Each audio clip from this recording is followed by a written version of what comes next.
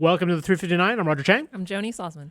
5G is right around the corner, but Qualcomm may give us the first look at what it'll really be like. The company is holding its Snapdragon Tech Summit in Maui, of all places, tomorrow. And we're expecting to see live 5G network demonstrations and devices that'll actually be capable of running on them. Ahead of that, Verizon and Samsung announced today they're planning to launch a 5G smartphone in the first half of next year.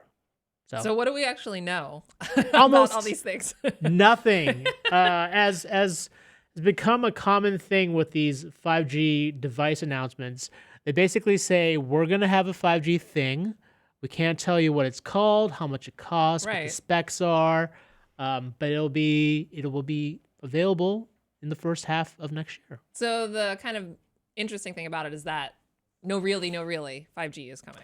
Yes, exactly. The fact that we've been talking about this as a thing that might be happening for 3 years, 4 years at this point, that it's actually going to happen in the next few months is I guess exciting enough. Exciting for people like Roger. Extremely exciting for people like Roger, because I've been writing about this for a long time, and I'm really eager to see this in the field. It'll be interesting. Our own Shar Tipkin and Jessica Dolcourt will be out at the Snapdragon Tech Summit. They'll be checking out this stuff, so we'll get first impressions from them this week.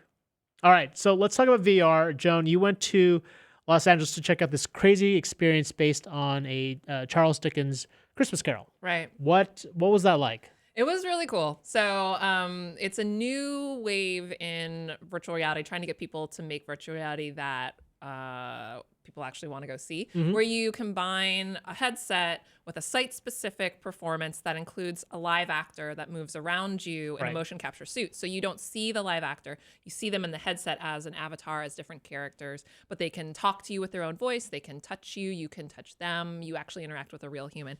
And so, yeah, this one was based on A Christmas Carol. It's definitely a lot scarier than the Mickey Christmas Carol that BBG and I were talking about earlier. It takes it in a very true to the Dickens creepy fashion. And I got to go behind the scenes and check out the motion capture technology too, which was fun. Well, I mean, watching this video, it's basically a one-on-one experience, right? Yeah. It's you and an actor, and that's it, right? Yeah, it's about 20 minutes. There's an actor that you see that's in Victorian costume as you kind of she's the one that helps you put on the headset in a way that gets you sort of in the mindset of where you're going to be going. Yeah. And they do a lot of really the technology is really cool about it, but they also do a lot of simple things. They have walls that disappear. So where there was a wall before in your headset, it can disappear physically too, in addition to being in your headset.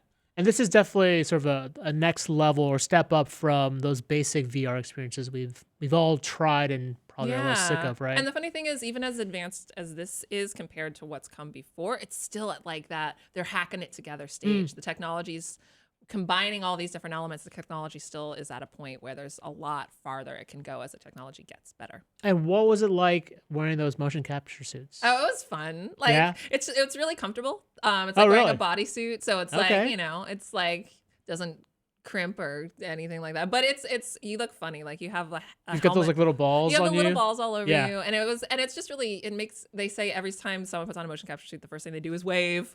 Yeah. So you wave, and I did cartwheels because I can actually still do a cartwheel. So you're not plugged in or tied into anything? No, it's all so that the room is surrounded by cameras. Okay. And they have the balls are the little markers, and they pick up the markers visually. Oh, nice. So did you see yourself in VR afterwards? Yeah. Well, they didn't have a chance to do a full. There are two elements of the motion capture. There's the body motion capture and then the facial stuff. The facial stuff takes a long time to build a profile for yourself. So I just did the body stuff. So I got to see a little avatar of myself that looks like a little doll, a little doing cartwheels. Doing cartwheels. Nice. All right, for a full coverage, check us out on CNET. I'm Roger Chang. I'm Joni Salzman. Thanks for listening.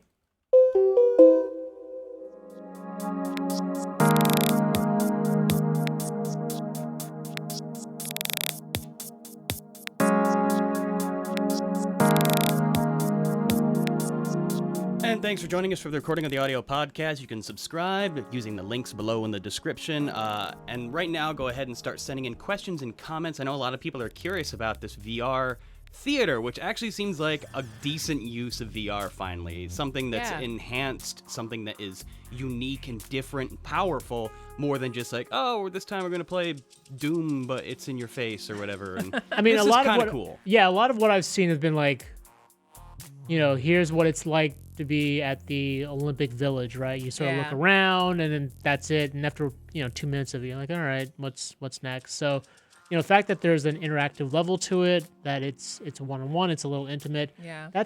Like there's a live person who is adjusting the performance on the fly. That's nice. Yeah. It's also like the fact that like you're saying like the only, VR stuff that I've seen is sort of like most of the really cool VR things that I've seen, I'm lucky because I go to film festivals Right. where you get to see the best VR that's out there. And so when people are like, VR's lame, it's over, it's done, the hype. And I'm like, well, you haven't had a chance to see the coolest iterations of it. I Because agree. it's I not think available for most people. It's But- hardly begun. What's that? I say it's hardly begun. Yeah. I think what we've seen so far has been so preliminary that has been underwhelming. Yeah. That the true potential hasn't been unlocked. But this is a step in the right direction. And this is something where, they hope to, it's in LA and you can get a ticket for it. And they're hoping to expand it to other cities too. So it's something that they're hoping to make more accessible, not just for people to go to film festivals. I'm curious. In the opening there, they had a guy like touching your shoulder and talking to you. What character was that? He plays all the virtual reality characters. So he plays, what's the name of the name of the business partner of Scrooge? Jacob Marley. Marley. Marley, yeah. He plays Jacob Marley, the ghost of Christmas, past, present, and future. Wow. Yeah. Is That's there an someone who intense plays Tiny Tim? performance. We don't see Tiny Tim. We do see there are some characters that aren't avatar based that are pre-programmed that are really creepy, but not Tiny Tim. Yeah, okay. he doesn't show up. That's pretty cool. I want to hear more about it, but right now, Srinjoy is asking, what headset was that actually being used good on? question. Yeah, it was with a Rift. They used an Oculus Rift. And like I said, I mentioned before that it's something where they have to hack together different elements. The people that made it are very experienced in the film world, and so they were very expert on the motion capture thing, bringing in the VR thing. But that's like an instance where it's a Rift, and so it has to be connected to a computer, but you're walking around a space, a 360-degree small space. And so like when the Quest comes out, that could make it easier. The Oculus Quest, which is one of those like all-in-one, you don't have the cord that links you to a computer. Oh, yeah. That could make this sort of thing even more accessible for people to put on. But to answer your question, yeah, it was with a Rift, and they had it set up so that the cord tether connected to a sort of rig on the ceiling that's adjustable, that can move back and forth and side to side. So as I walked around the space, I could feel the cord sort of tugging here and there.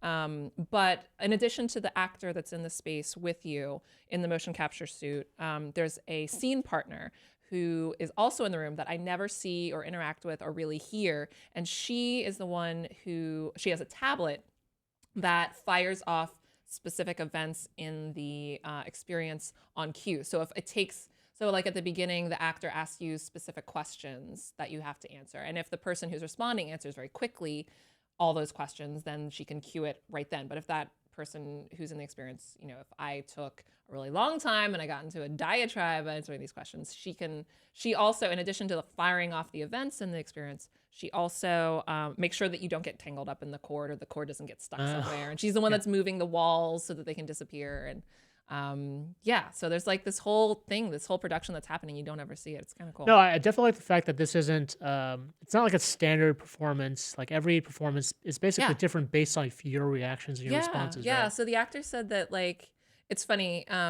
The director said that there's 3 categories, that they've categorized different participants as runners, sleepers, and performers, because people tend to like fall into those 3 buckets. But the actor did say, like, they asked these 3 questions at the beginning, it's 3 or 4, and the purpose of that is to understand kind of how comfortable you are in this situation. If like that way because he can't see your eyes, they're in a headset, he can't really gauge. It's hard to gauge just from body language alone, like if you're kind of freaked out being in here, if you don't like being touched. So wait, which one were you? I was a runner. And what does a runner do? A runner is somebody who they're in the headset, they get into the space, and the whole like crew is kind of like waiting to see like what this person is like, and then all of a sudden she's like a runner like me, like I'm like, oh, I'm gonna go over there, and so I'm like standing here very still, and then all of a sudden I'm in the other corner when maybe they needed me over in that corner. Gotcha. Yeah. Sounds what I was. disorienting. I think I'd be a runner too. I think probably so. People that are into Yeah. like games are Yeah. usually runners. People that are used to like the idea of there being like objectives in VR, you know, like want to like touch everything. Right. People that are like into acting, you know, people in LA, there's a higher proportion of those. Those are the ones that Sure. are performers that when the actor starts talking to them, they are like make up a character They for get into the themselves role to play. too? Yeah. Yeah. And then sleepers, they said, are people that mostly stay to themselves in one spot and allow themselves to be shepherded through. A bit more passive. A little more passive. Yeah. But they also said that those are the people that tend to have the most emotional reaction because they're the ones that are really kind of taking it in and experiencing it in a real way rather than like a playful, like this is a game sort of way. Fascinating. Cool. Yeah, it was really interesting.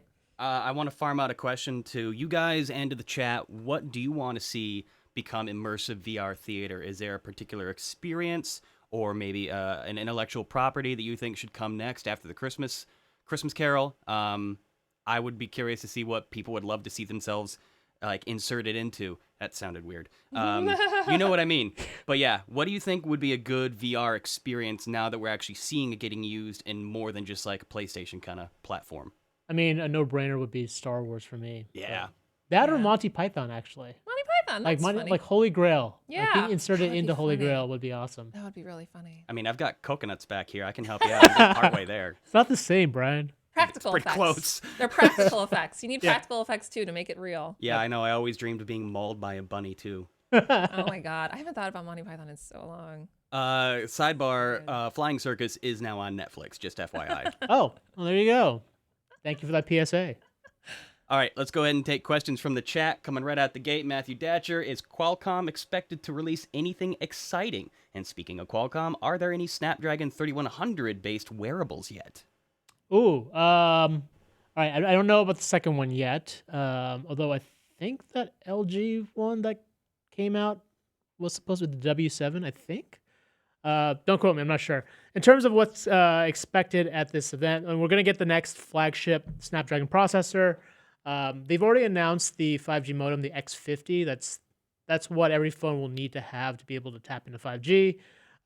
You'll probably get to see more stuff on the terribly named always-on PCs. Those were the laptops that they announced last year. They're Snapdragon-powered PCs, partnership with Microsoft. You'll probably see a bit more of that this week, but there's going to be a lot of talk about 5G. A lot of talk from the partners in particular, not just Qualcomm, but folks like Verizon and Samsung and others talking about how some of this stuff is going to look like in the first half. Strinjoy is coming at us telling us that he wants to see Ghostbusters in VR. Ooh. That's actually already happened, Strinjoy. Give We me a do minute here. have that VR one. I'm pulling up that video right now. Sidebar, I'm still playing Ghostbusters World, and I'm doing awesome. Joe Dunmore says Transformers in VR would be chill. Oh, yeah. With But which Transformers? Like actual scale-sized giant robots transforming around you. But like the good kind or the Bay kind? I mean, it have to be the good kind. They're already moving. Even the studios moved away from the Bay kind. Yeah. All right, let's take a quick peek at this Ghostbusters VR experience that Jeff took part in a couple years ago. This was actually here in New York, and this actually I wanted to get to, and I couldn't make it in time before they had to close it. You know, to talk about the idea of Transformers in VR, that's one example where the VR makes something possible that would be impossible otherwise. Yeah. Because for you in a physical space, the VR scale can be like, as depending on your computing power, infinite. So you can have practical effects that give you, like you can have rushes of wind that make you feel like a 190-foot tall, like, Transformer is moving past you, and it looks like it in the VR, but you don't need to actually have a space that's 190 feet tall, or however tall Transformers are. Well, that's drifting into like 4D theater that we see floating around out there right now, right? Like the 4D movies that they have. Yeah. I saw Star Wars in 4D once upon a time, and it was mixed reaction from me. What are the 4D effects? Is it just wind, or is there like smell, or does it move? So it's potential for kind of any of the above. Specifically, I saw Rogue One. So like the chairs are constantly in motion, which I found actually kind of distracting and annoying. Yeah. Especially when you're trying to snack. So it's like the crawl comes up, or like the like the text would come up, and your chair leans back. You know, it's like I don't need that. It's like you're one person walking on the hallway leans around the corner, your chair leans. Like that's a little much. But all the enhanced particle effects in the air and the like wind blowing through. That was great. To an extent, the water effects were cool, but Rogue One takes place in a rainstorm and on the beach. Wait, and I'm gonna tell you did right. they spray water on you? Oh, I was drenched by the time I got out of there. Really? It was that I was not a fan of.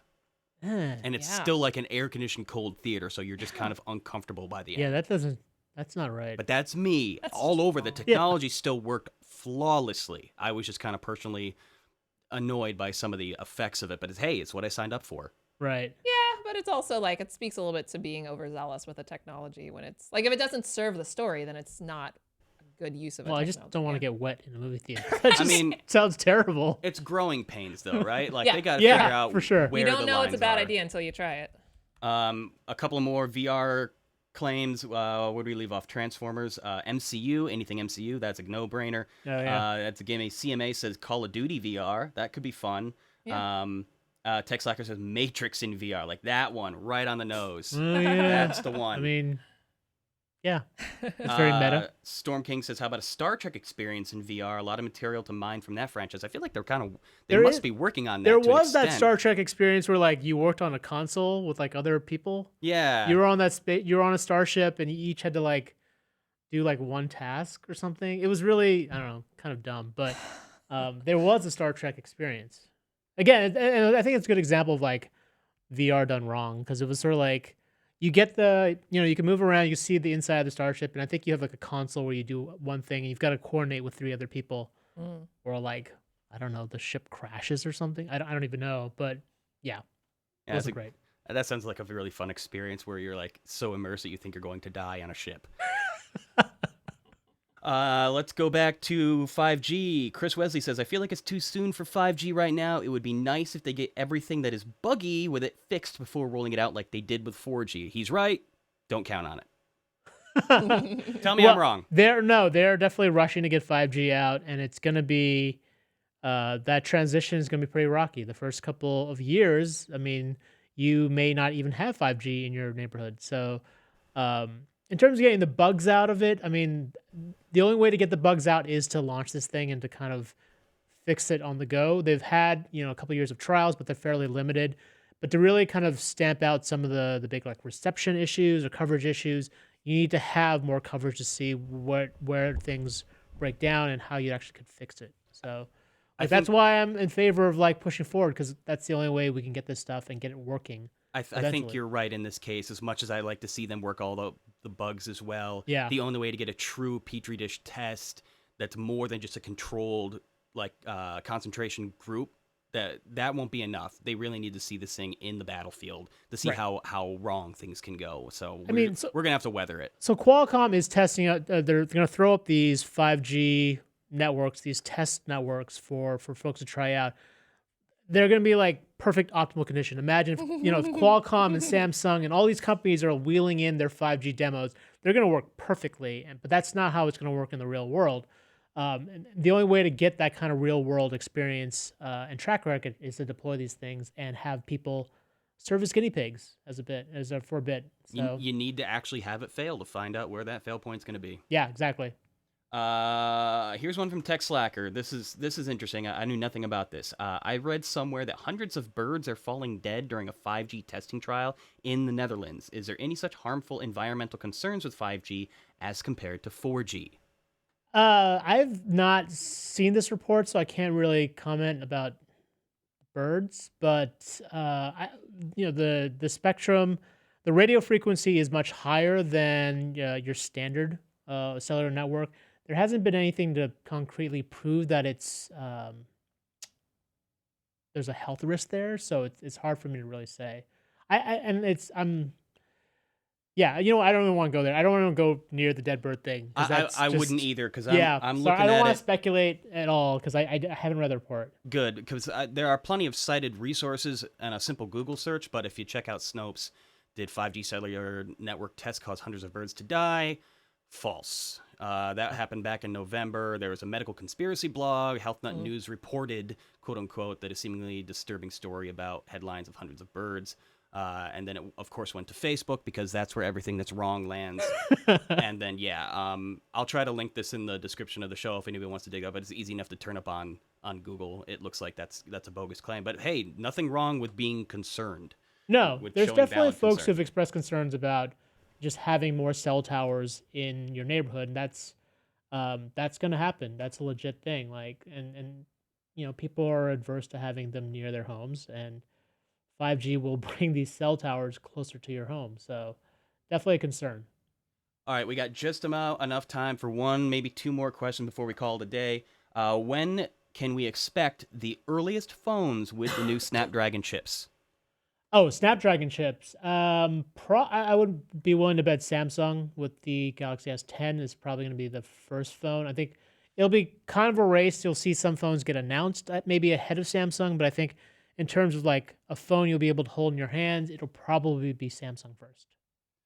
All right, and here's the last one for the day coming in from our buddy Srinjoy. Qualcomm is fighting on multiple frontiers while doing their normal business. The 5G race clashes against Apple, war against Intel to introduce Snapdragon chips to PC laptops. Rate their success.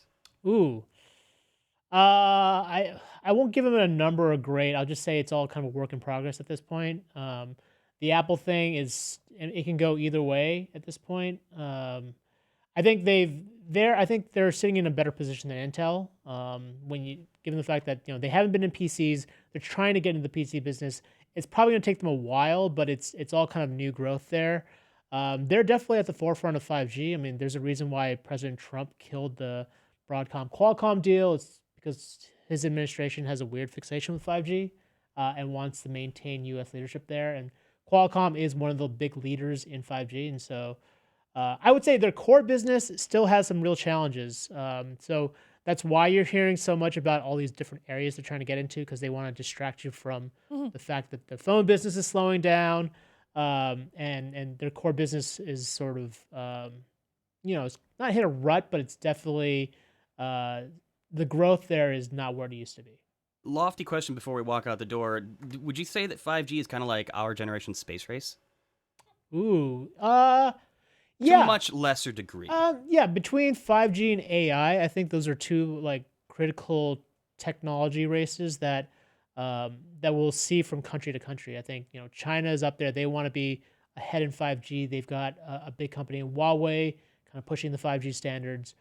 Between I think 5G and AI, those are two areas where I think countries are being fairly competitive with each other, like getting there first. Interesting. That's kind of that's a one to keep an eye on, I think. We are out of time. Thanks everybody for joining us. We are going to wrap it up here, and we'll see you back here again tomorrow for another episode of 359. Roger. Yeah, 359 is available on iTunes, TuneIn, FeedBurner, Stitcher, Google Play Music, Google Podcasts, the Amazon Echo, and of course CNET.com. We'll see y'all tomorrow. Bye-bye. Bye.